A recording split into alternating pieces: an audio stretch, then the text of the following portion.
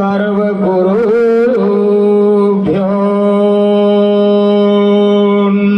श्रीमते रामानुजाय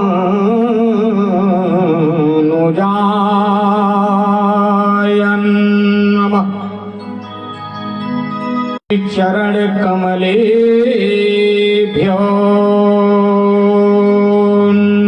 नमः। श्रद्धा और प्रेम से बोलिए सियावर रामचंद्र की। जोर से बोलिए श्री हनुमान जी महाराज की। श्री गौरी वृंदावन बिहारी लाल की। दुर्गा महारानी की। जगत गुरु गोस्वामी तुलसीदास जी महाराज, यज्ञाचार्य भगवान की। सब 2 मिनट आप सभी लोग शांत चित्त हो जाएं। बन सके तो अपना अपना हाथ अवश्य ही जोड़ लें और मेरे साथ में सम्मिलित हो जाएं। तत्पश्चात भगवत चर्चा। जिनके साथ छोटे छोटे बच्चे हैं और जो पंडाल में खेल कूद रहे हैं, उन लोगों को आप नियंत्रित करके अपने आसपास सावधानी से बैठा दें। भव घनम भी तीर्थास्पदं शिव विरंचिनुतं शरण्यं प्रणतपाल भवाब्धिपोतं पुरुष ते चरणारविंदम।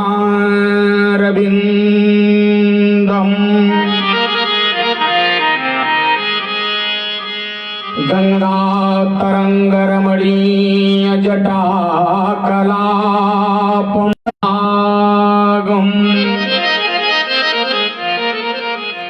नारायण प्रियमनंगमदापहाराणसी पुरपतिं भज विश्वनाथं।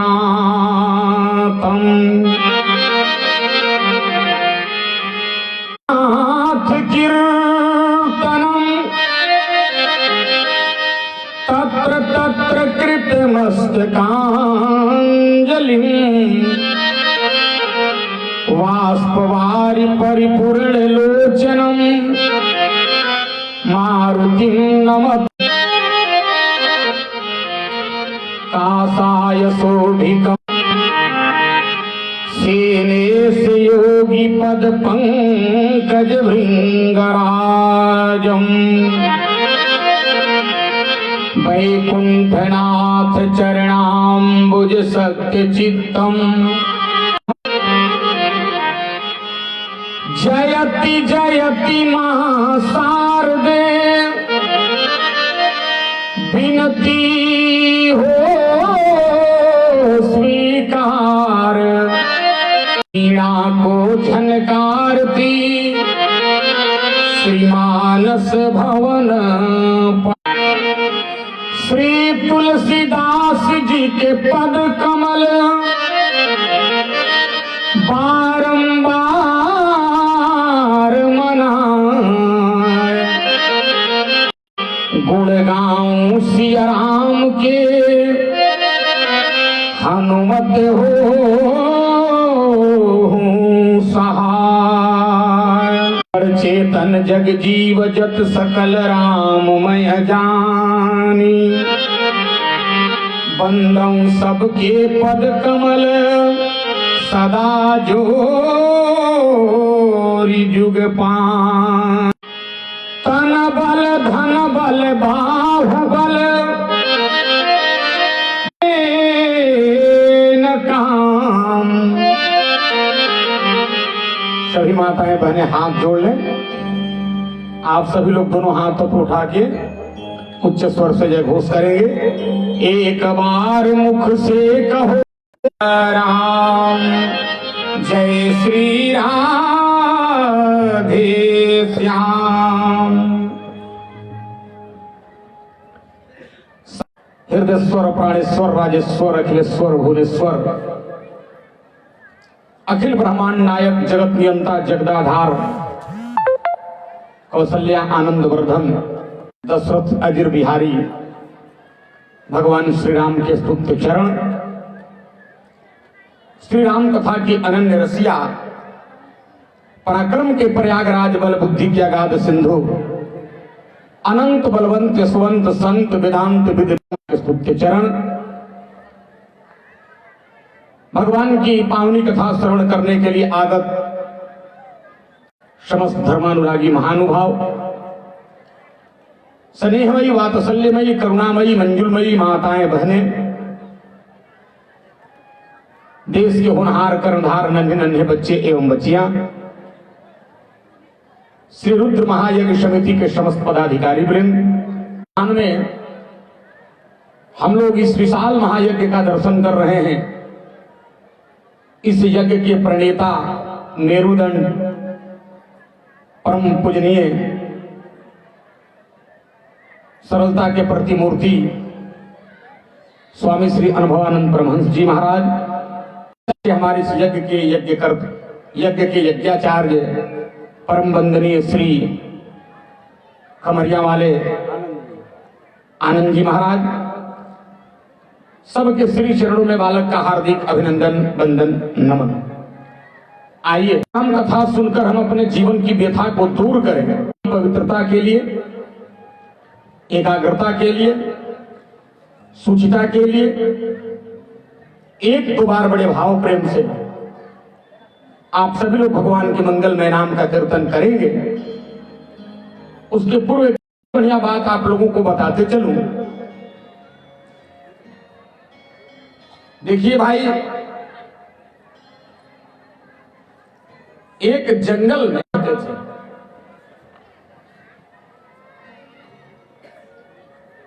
तो सियार जो जंगल में रहते थे उन्हें बहुत दिनों से कुछ खाने को नहीं मिला था। तो एक दिन भोजन की तलाश में वो लोग मैदान में आ गए। रात्रि का समय था, तो सियारों के झुंड में से एक छोटा सियार ने देखा कि कुरुक्षेत्र के मैदान के एक सौ पड़ी है, उसी को खा लिया जाए। उसने सबसे कहा, देखो अब हम लोगों की क्षुधा मिट जाएगी, हम लोगों की भूख मिट जाएगी, सामने 100 पड़ा है, लाश पड़ी है, इसी को हम लोग खा लें। जैसे सारे, तो जो सियारों का सरदार था, उसने कहा, बेटा खबरदार, इसके पास कोई नहीं जाएगा, इसका कोई अंग खाने योग्य नहीं है। क्या इसका हाथ खाने लायक नहीं है? उसने कहा, नहीं नहीं, इसका हाथ खाने लायक नहीं है। कहा क्यों? कहा, हस्तौ दान, जब तक जिंदा था अपने हाथ से कभी दान किया नहीं, इसलिए इसका हाथ खाने योग्य नहीं है। तो एक सियार ने कहा, महाराज तो फिर इसका कान भी खाने लायक नहीं है। कहा क्यों? कहा, श्रुति पट सार श्रुति द्रोहिणौ, यह अपने कान से कभी भी भगवान की कथा नहीं सुना, वेद पुराण की कथा नहीं, इसलिए इसका कान भी खाने लायक नहीं है। तो एक सियार ने कहा, सरदार इसके आंखों को खा लिया। क्यों? कहा, जब तक जिंदा था इस आंख से इसने कभी भी, नेत्रे साधु विलोकने न रहते। अच्छा तो महाराज इसका पैर खा लिया जाए? कहा, इसका पैर भी खाने लायक नहीं है। कहा क्यों? कहा, पादौ न तीर्थम, जिन कथा में नहीं गया, सत्संग में नहीं गया, इसलिए इसका पैर भी खाने लायक नहीं है। तो एक सियार ने कहा महाराज तो इसका पेट बड़ा बड़ा है, मोटा है, इसके पेट को खाते हैं। कहा बेटा खबरदार, इसका पेट भी खाने लायक नहीं है। क्यों हुआ है, कैसे हुआ था? कहा महाराज कैसे? कहा अन्याय अर्जित वीत पूर्ण उदरम, उसी धन से भोजन किया है, अन्याय से कमाए धन से, और उसी से इसका पेट इतना बड़ा है। तो अन्याय अर्जित धन खा के अपना पेट इतना बड़ा किया है, इसलिए इसका पेट भी खाने लायक नहीं है। अन्याय अर्जित वीत पूर्ण उदरम रे रे जम्बुकः मुंच मुंच सहसा नित्यम बपू। हे जम्बुको, हे सियारो, चलो चलो, ये बात छोड़ दो, सूंघने के लायक भी नहीं है। अर्थ क्या है सज्जनों? मानव के तन से, हाथ से अगर दान न हुआ तो हाथ बेकार है। कान से आपने भगवान की कथा नहीं, पैर से अगर आप सत्संग में चल के नहीं गए, तीर्थ में नहीं चल के गए, तो आपका पैर बेकार नहीं किया तो आपकी आंखें बेकार। और मैं अपने मन से नहीं बोलता हूं, इसी बात को गोस्वामी जी भी मानस में लिखे। देखो गोस्वामी जी लिखे हैं कि कद्दू भी गोल होता है। क्यों माता? इधर कद्दू ही बोलते हैं ना महाराज जी, कोहड़ा गोल वाला। हमारे यहां लौकी और कद्दू भी उसको बोलते हैं। तो देखो कोहड़ा भी ऐसे गोल होता है, ये सिर भी गोल है। तो फिर उन दोनों में अंतर क्या है? अंतर यह है कि अगर हम लोगों का सिर महात्माओं के, संतों के, महापुरुषों के चरण पे नहीं गिरा तो ये सिर बेकार है। गोस्वामी जी ऐसे सिर को कट जाना चाहिए। सिर कटू तुम बड़ी समतुला,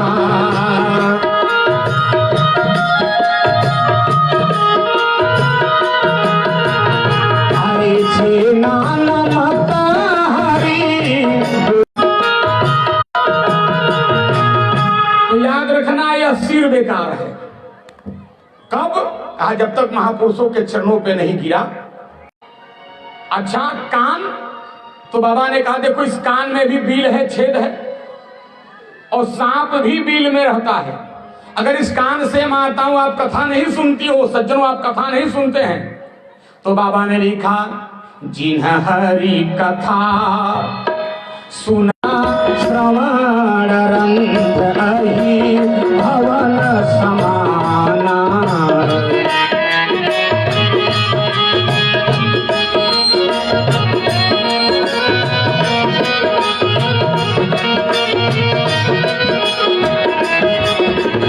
देखो तीसरी बात, देखो आंख हम लोगों के पास में भी है, भी आंख बना होता है, लेकिन मोर के पंख पर जो आंख बना है सज्जनों, वो आंख किसी को देख सकता। वैसे हम अगर इन आंखों से भगवान को न देखे, महापुरुषों को न देखे, तो बाबा ने लिखा। और देखो अगर हम अपने, तो फिर हमारे बोलने में और मेढक के बोलने में कोई अंतर नहीं है। बाबा ने लिखा जे न करही राम गुण गाना और जी हसो दादुर जी समाना। हम लोग भी अगर बेटा बेटी संसार परिवार की बात कर जैसे मेढक बोलता है, वैसे आप भी टर्टर ही बोल रहे हो। इस वाणी की सफलता इसी में है।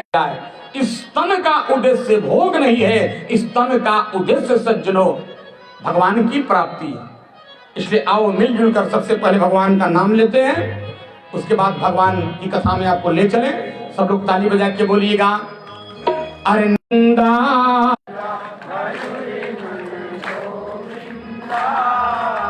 गोविंदा भजु गोविंदा गोविंदा भजु गोविंदा नटवर नागर नंदा मन गोविंदा नटवर नागर नंदा भजुरे मन गोविंदा नटवर।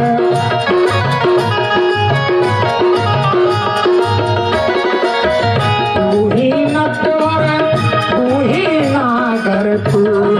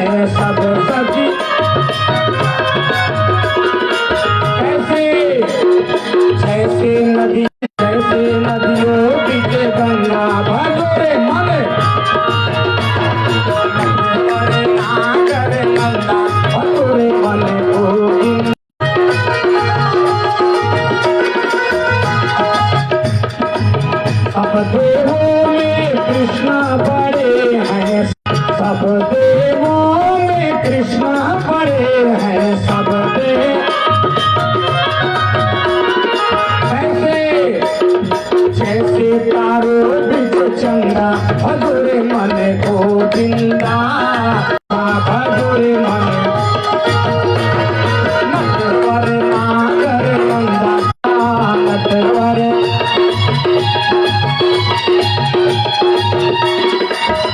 अंतिम लाइन जो पुरुष दीर्घा में लोग बैठे हैं, दोनों हाथ उठा के ताली बजा के बोलिएगा। माताओं बहनों को हाथ नहीं उठाना है। शास्त्र में कुछ काम वर्जित किया गया है। माताओं बहनों को कभी शंख नहीं बजाना चाहिए। माताओं बहनों को साष्टांग जमीन पे लेटकर कभी प्रणाम नहीं करना चाहिए।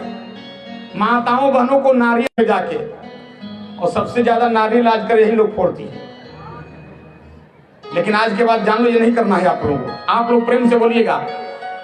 इधर जिनका हाथ नहीं उठेगा हम समझ लेंगे, और इधर जिनका हाथ उठ जाएगा हम समझ लेंगे गलती से इधर भाई जी लोग बैठ गए। प्रेम से बोलिएगा।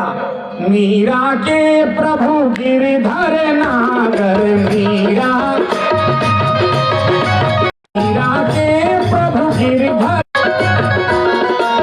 आप जमकी भंगा भदुरे मन गोविंदा, आप जमकी भंगा भदुरे मन गोविंदा।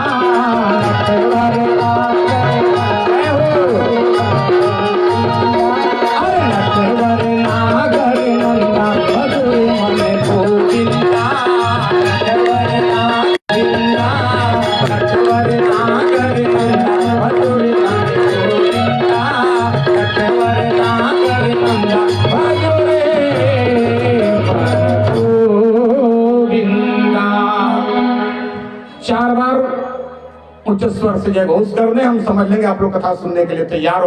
हिंदुस्तान की हर एक इंसान की बोलो भक्त और भगवान की। धर्मानुरागी सज्जनों माता, श्री रामचरितमानस से भगवान शिव माता पार्वती के दिव्य विवाह की कथा श्रवण किए। शिव विवाह के बाद श्री रामचरितमानस में जो मुख्य प्रसंग है वो है राम जी का जन्म। देखो, विवाह होने के बाद शंकर जी और पार्वती जी दोनों एक साथ बैठे थे। तो पार्वती जी ने शंकर जी से एक प्रश्न किया। देखो, विवाह के बाद दोनों का दाम्पत्य जीवन कितना बढ़िया बीत रहा है। हम लोगों के यहां तो दाम्पत्य ही खराब हो जाता है। जब किसी की शादी होती है और पत्नी पहली बार आती है तो साल भर तक पति उसको चंद्रमुखी कहता है। वही पत्नी जब 2 साल रह जाएगी तो अब चंद्रमुखी नहीं रह जाएगी, सूर्यमुखी हो जाएगी। और वही पत्नी 3-4 साल ज्वालामुखी बन जाती है। लेकिन देखो, शंकर पार्वती जी का दाम्पत्य जीवन कितना बढ़िया बीत रहा है। शंकर जी ने कहा, पार्वती तुम कुछ पूछना चाहती हो, कहना चाहती हो, कहो क्या कहना चाहती हो। तो पार्वती जी ने कहा, शंकर जी ने जरा सा हंस के कहा, देखो तुम हमसे कथा उठा की बात तो बिल्कुल न करो, इसलिए मैं कथा सुनाने के लिए ले गया था। तो तुम कथा सुनी नहीं बल्कि हमारे भगवान की परीक्षा ली, और फिर तुम कथा सुनने की बात कर रही हो। सत्य है। क्या अंतर है? कहा, उस जन्म में मैं दक्ष की बेटी थी। और आप लोग जानते हो, हर विद्वान लोग आपको सुनाते हैं, दक्ष का अर्थ क्या होता है? चतुर। पहले मैं चालाक, लेकिन अब मैं दक्ष की बेटी इस जन्म में नहीं हूं। मैं इस जन्म में हिमाचल की बेटी हूं, शैल की बेटी हूं। और देखो, हिमाचल स्थिर रहता है, लाख आंधी आ जाए, तूफान आ जाए, लेकिन इस समय पार्वती है, इस समय मैं कोई ऐसा काम नहीं करूंगी। पार्वती कैसी कथा सुनना चाहती हो? तो पार्वती जी ने कहा, कथा जो सकल लोक हितकारी, आसोई पूछे लगू। मैं वैसी कथा सुनना चाहती हूं कि जो कथा केवल ब्राह्मण का हित न करे, जो कथा केवल क्षत्रिय का हित न करे, जो कथा केवल वैश्य का हित न करे, जो कथा केवल अन्य जातियों का हित न करे। कारी सोई पूछन चह सैल, जो सारे जगत का कल्याण करे। महाराज मैं ऐसी कथा सुनना, केवल हिंदू का हित करे, जो कथा केवल मुसलमान का हित करे ना, जो कथा सबका हित करे वह कथा मैं सुनना चाहता। और भगवान में कभी भी जाति बिरादरी नहीं देखता है, हिंदू मुसलमान सिख ईसाई नहीं देखता है। वैसे देश का दुर्भाग्य आज हम लोग सियासत के दौर में बढ़ चुके हैं। कोई अपने आप को हिंदू कह के गौरवान्वित होता है, कोई मुसलमान कह के गौरवान्वित होता है, ईसाई कह के गौरवान्वित होता है, लेकिन कोई भी अपने आप। अगर हमारे शास्त्रों को पढ़िएगा तो हमारे शास्त्र में भगवान की कथा जो है ना, ये भगवान का नाम है ना, वो जाति बिरादरी नहीं देखता है, हिंदू मुसलमान नहीं देखता है। प्रमाण मैं आपको कवितालु रामायण का दे दूं। देखो भैया, एक गांव में बूढ़ा व्यक्ति था जो बहुत बड़ा अघी था, पापी था। उसने धर्म के अनुसार मस्जिद में नहीं गया था, कभी कोई पाकीजा काम नहीं किया था, पुण्य का काम नहीं किया था। शरीर उसका जर्जर हो गया था, आंखों से कम दिखाई दे रहा था। एक दिन सवेरे सवेरे लोटा लेके शौच के लिए सड़क के किनारे से जा रहा। ने लिखा आंधरो, अंधा था आंख से, आंधरो अधम जड़, अधम था, नीच था, जड़ मतलब मूर्ख था। आंधरो अधम जड़ जाजर, जर्जर हो चुका था। आंधरो अधम जड़ जाजर हो जारा जवन, जवन था, मुसलमान था। के बच्चे जा रहे थे, अब उसको दिखाई नहीं दिया, सुअर के बच्चे उसको धक्का मारे, नीचे खाई में गिर गया। सुकर के सावक ढका ढकेलो मग में, गिरो ही ओ हरि हराम हो हराम हरि को काल फग में। तुलसी विशोक ताप बात विदित है जग में। देखो, जब सुअर के बच्चे माताओं बहनों उस बूढ़े मुसलमान को धक्का मारे अधम को, तो नीचे गिरा। तो आप लोग जानते हो कोई मुसलमान भाई सुअर नहीं कहता अपने मुंह से, और चिल्लाने लगा। उसको अनुभव हुआ कि सुअर के बच्चे हमको मार के धक्का देके गिराए हैं, तो चिल्लाने लगा, हराम ने मारा, हराम ने मारा, हराम ने मारा। चिल्ला रहा था, हराम ने मारा, हराम ने मारा, हराम ने मारा। और यही कहते कहते उसके प्राण पखेरु निकल गए। तब तक भगवान वहां प्रकट हो गए, और भगवान ने यमराज के दूतों को डपट लगा के कहा, खबरदार, इसको नरक में नहीं ले जा सकते हो। कहा, महाराज ये तो जिंदगी में कभी खुदा का नाम नहीं लिया, नरक में ही जाने लायक है। कहा, खबरदार, नरक जाएगा न स्वर्ग जाएगा, बल्कि मेरे वैकुंठ लोक में जाएगा।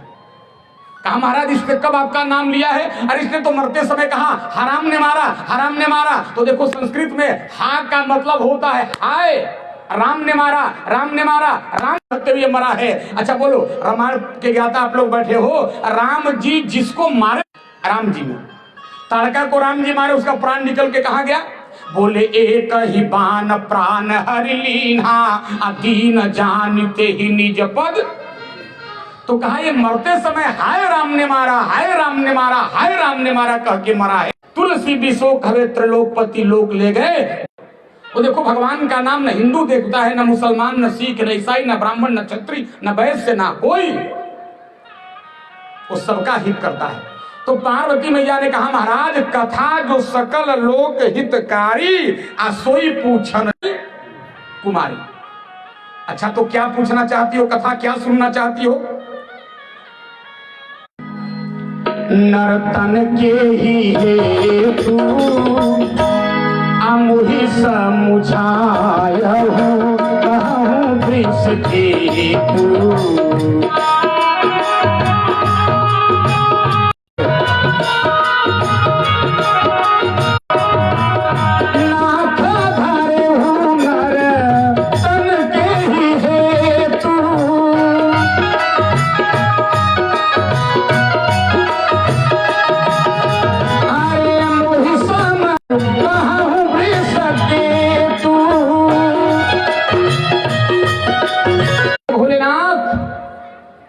निर्गुण निराकार परमात्मा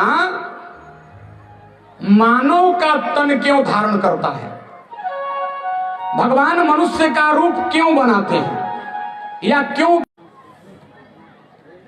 तो शंकर जी ने कहा पार्वती तुम बताओ कि भगवान मनुष्य का रूप धारण क्यों करते हैं, नर क्यों बनते हैं? तुम्हारे दिमाग में इसका कुछ उत्तर है? पहले तुम अपना मत बताओ। तो पार्वती मैया ने कहा महाराज रक्षा के लिए अवतार लेते हैं, निर्गुण से बन के आता है। शंकर जी ने कहा देखो बात तो तुम्हारी सत्य है लेकिन ये बहाना है। भगवान धर्म की रक्षा के लिए अगर अवतार लेते हैं, निर्गुण निराकार परमात्मा अवतार लेता है तो पढ़े लिखे गाड़ी में सारा धूरा न हो, धूरा को अंग्रेजी में एक्सेल कहते हैं, तो बताओ आपकी गाड़ी चलेगी क्या? नहीं चलेगी। जब तक धूरा नहीं होगा तब तक गाड़ी नहीं चलेगी। तो कहा पार्वती भगवान को अगर धर्म की रक्षा करनी होती और धर्म का रूप धारण करते तो उनको आने की क्या जरूरत थी? निर्गुण निराकार परमात्मा धरती पर क्यों आता? तो धर्म की रक्षा हो सकती है। कहा कैसे? कहा देखो धर्म रूपी गाड़ी की धुरी है। भरत जी आप लोग पढ़िए, लिखा है जौ न होत जगत सकल धर्म, जौ न होत जग जन्मा भरत को, सकल धर्म धुरी धरनी भरत को। भरत जी सामर्थ्य है तो भरत को भेज देते, भगवान उनको। तो पार्वती जी ने कहा महाराज मैं एक बात और कहना चाहूंगी, भगवान राक्षसों को मारने के लिए अवतार लेते हैं। शंकर जी ने अब की बार मुस्कुरा के कहा भगवान अगर राक्षसों को मारने के लिए उनको मनुष्य बनने की क्या जरूरत थी? को भेज देते तो धरती के सारे राक्षस मारे जा सकते हैं। कल मैंने कहा था ना, विभीषण से भगवान ने कहा सुंदरकांड में, विभीषण पलक झपकते भर में धरती के जितने राक्षस हैं इन है जगमहु सर जेते तो लक्ष्मण हनई निमिषमहु तेते। अच्छा तो उनको आने की क्या जरूरत थी? लक्ष्मण को भेज देते। तो भगवान जो है ना वो साधु संतों की रक्षा के लिए धरती पे आते हैं, के लिए रखवाली करने के लिए। अच्छा तो भगवान साधु संतों की रक्षा के लिए निर्गुण निराकार परमात्मा सगुण साकार होकर मनुष्य बन के आता है। पार्वती ने कहा हाँ। शंकर जी ने कहा ये भी तर्क तुम्हारा बहुत बढ़िया नहीं है। अगर साधु संतों की रक्षा के लिए भगवान धरती पे होते सब काम हो जाता। आप लोग हनुमान चालीसा पढ़ते हैं, उसमें लिखा है साधु संत के तुम रखवारे असुर निकंदन राम दुलारे। तो उनको आने की क्या जरूरत थी? मतलब पार्वती जी ने जो जो तर्क दिया शंकर जी ने उसको है। तुलसीदास जी देखो कागज पर लिखे रामचरितमानस और शंकर भगवान अपने मानस में दिमाग में लिखे, हृदय में लिखे हैं, रचि महेश निज मानस राखा। भगवान ने कहा पार्वती कान खोल करके सुनो, ध्यान से माता हूं, आप लोग भी सुन लो। अच्छा करना ये भगवान के लिए बहाना है, राक्षसों को मारने के लिए अवतार लेना ये भगवान के लिए बहाना है, साधु संतों की रक्षा करने के लिए भगवान का अवतार होना ये बहाना है। देखो भगवान में तो इतनी क्षमता है कि हमारा वेद अणु अड़ियान महतो महियान है। भगवान छोटे से भी छोटे हैं। भगवान एक बार आंख की पुतली घुमा दे तो सृष्टि लय हुई। भगवान वैकुंठ से बैठे बैठे आंख की पुतली घुमा देते तो ये कुंभकर्ण, रावण और सारे राक्षस मारे जा सकते हैं, बनते हैं। कहा कौन काम? तो बाबा ने सो केवल, ये राक्षसों को मारना, धर्म की रक्षा करना, साधु संतों की रक्षा करना उनके लिए तो बहाना है, भगवान के अवतार का केवल एक कारण है। कहा क्या? बोले सो केवल। देखो वहां केवल शब्द है,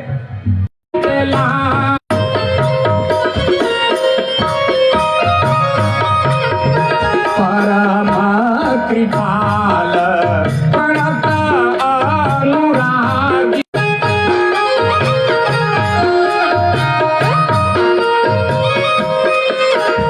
सो केवल भगतन हित लागी, प्रणत अनुरागी।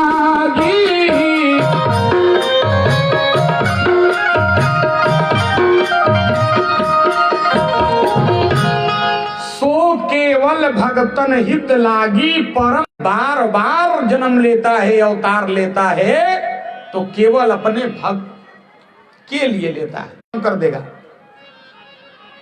अच्छा मान लो किसी भक्त को भगवान को चुम्बन लेने का मन हुआ, बुरा मत मानना, तो कैसे चुम्बन लेगा भगवान को? मान लो किसी भक्त को गोद में खिलाने का मन है भगवान को, करेगा? ये बैकुंठ से बैठे बैठे काम नहीं हो सकता है। तो ऐसे भक्तों के लिए निर्गुण निराकार परमात्मा सगुण साकार होके मनुष्य बन के आता है। सो केवल भगतन हित लागी, परम कृपाल प्रणत अनु। अच्छा देखो रामचरितमानस में भगवान के अवतार के कई कारण है, लेकिन बाबा ने अंतिम में मूल कारण लिखा, एक भक्त के कारण। मनु और शत्रुपा, मनु जी शत्रुपा जी अपना राजपाट सब त्याग करके और ये जंगल में आ करके कर रहे हैं भगवान को पाने के लिए, कि पूरा शरीर केवल अस्थि मात्र हो गया, अस्थि मात्र हुई रहे शरीरा। अच्छा तो इनके घनाघोर तपस्या को देख करके भगवान प्रकट हो गए। कौन भगवान प्रकट हो गए? बोले विधि हार। तीन भगवान प्रकट हुए इन दोनों के सामने। विधि माने ब्रह्मा, हरि माने विष्णु और हर माने शंकर जी। विधि हरि हर तप देखी अपारा, और कहने लगे वर मांगो वर मांगो वर मांगो, बार बार कहने लगे वर मांगो वर मांगो वर मांगो। अच्छा देखो भाई, इनको मांगना किसको आए हैं? विधि हरि हर तीनों आए हैं ना, तो इनको कहना आप मिल जाओ। लेकिन ब्रह्मा विष्णु और शंकर तीनों आए और तीनों को इन्होंने लौटा दिया। अरे जब विष्णु को ही से काम था तो विष्णु जी आए थे तो विष्णु जी को मांग लेते, आप बेटा बन जाओ। महाराज मुझे कुछ नहीं चाहिए। तो कुछ दिनों बाद आकाश से आकाशवाणी हुई, मांगू मांग पानी परम कबीर कृपामृत सानी।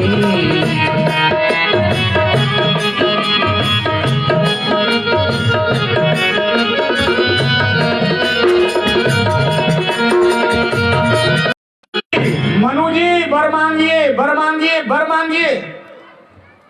और मैंने एक दिन आपसे कहा भी था कि जीवन में जिसको वरदान मांगने आ जाएगा उसको, किसी शायर ने लिखा, जाके मंदिर में पैसे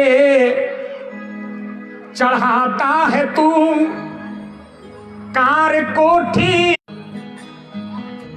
बालिए जो जहां है दयालु, मगर तेरे रिश्वत से क्या वो बदल जाएगा। हम लोग भगवान को भी जा करके रुपया पैसा सोना चांदी चढ़ा करके और खरीद, लेकिन पूज्य पिताजी अपनी कथा में एक बात कहा करते थे, तीन भक्त एक साथ तपस्या कर रहे थे। और शंकर जी ने प्रकट होकर कहा, बेटा वरम ब्रूहि, वर मांगो। तो जो सबसे आगे तपस्या में बैठा था उसने कहा, महाराज हमारे घर में सोना चांदी हीरा मोती भर जाए। शंकर जी ने कहा, जा तुम्हारे घर में भर गया। दूसरे से बोले, बेटा तुम भी वर मांगो। दूसरे ने कहा, महाराज मेरे घर में 2-2 हजार वाली नोट भर जाए। तो तीसरा चोर था, उसने कहा, भोलेनाथ बार बार आप ही क्यों परेशान होंगे, अगर आप कुछ देना चाहते हैं तो मुझे सोना चांदी रुपया पैसा नहीं चाहिए, तो क्या चाहिए? उसने कहा, महाराज हमको ना सोना ना रुपया ना चांदी ना पैसा चाहिए, इन दोनों के घर का पता चाहिए। पता बता दो, हम खुद अपना काम बना लेंगे, आपको परेशान होने की जरूरत नहीं है। तो वरदान भी सबको थोड़ी मांगने आता है। अच्छा, वरदान मांगो। और जैसे आकाशवाणी हुई वरदान मांगो, तो जानते हो जो मनु जी का शरीर मात्र अस्थि मात्र रह गया था, ऐसे लगा कि मनु जी एकदम स्वस्थ हो गए, मोटे ताजे हो गए। महाराज अगर आप हमको वरदान देना चाहते हैं तो जाओ अनाथ हित, अगर इस अनाथ पर आप कल्याण करना चाहते हैं, जाओ अनाथ हित। बाबू सीटी दे रहा बीच बीच में, ठीक रखो। जाओ अनाथ हित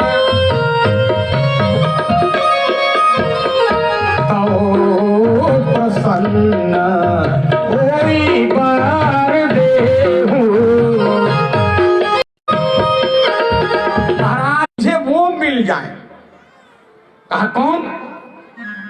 कहा जिस स्वरूप का ध्यान रातों दिन भगवान शंकर करते हैं। अच्छा देखो भाई, राम जी का जन्म नहीं हुआ था, उसके पहले राम राम राम राम करते हैं। क्यों भाई करते हैं ना? तो क्या वो तो कहा, जो स्वरूप बस शिव मन माही, अजे ही कारण मुनि जतन कराही। बड़े बड़े मुनि महात्मा जिनके लिए जतन करते हैं वो मुझे मिल जाए। और जो घुसुंड गुण अगुण जे ही निगम प्रसाद, जिनका घुसुंडी जी जिनका ध्यान करते हैं वो मुझे मिल जाए।